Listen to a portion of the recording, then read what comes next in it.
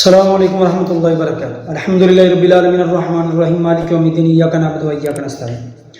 حضرت سامعین ناظرین، بھائی نے سوال کیا ہے کہ کیا قربانی کرنے سے پہلے وضو کرنا ضروری ہے کہ نہیں ہے۔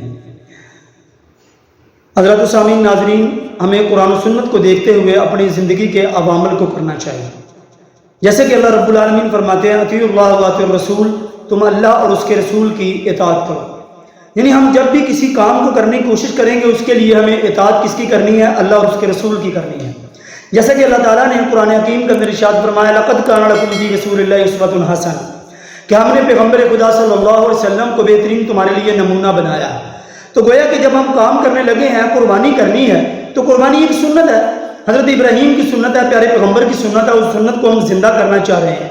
اس سنت کو زندہ کرنے کے لیے ہمیں پھر یہی دیکھنا چاہیے کہ ہمارے پیغمبر کا کیا طریقہ کار رہا، ہمیں اس کے بارے میں ہماری کیا رہنمائی فرمائی گئی۔ تو لہٰذا یہ جو ہمارے ہاں یہ بات کی جاتی ہے، پہلے زمانے میں لوگ ایسا کرتے تھے، جو قربانی کرنی ہوتی، ہمارے بزرگ جو ایسا کرتے تھے کہ وضو کیا، وضو کرنے کے بعد جانور کو ذبح کیا کرتے تھے۔ لیکن حقیقت میں اگر دیکھا جائے تو قرآن و سنت میں وضو کرنے کے حوالے سے کوئی چیز، کوئی دلیل ہمیں نہیں ملتی ہے۔ نہ بھی وضو ہو تو انسان جو ہے وہ قربانی کر سکتا ہے۔ تو لہٰذا قربانی کرنے کے لیے یہ ضروری نہیں ہے کہ انسان کو باوضو ہونا چاہیے، کیونکہ باوضو ہونے کے لیے یہ نماز جو ہے اس کے لیے شرط ہے۔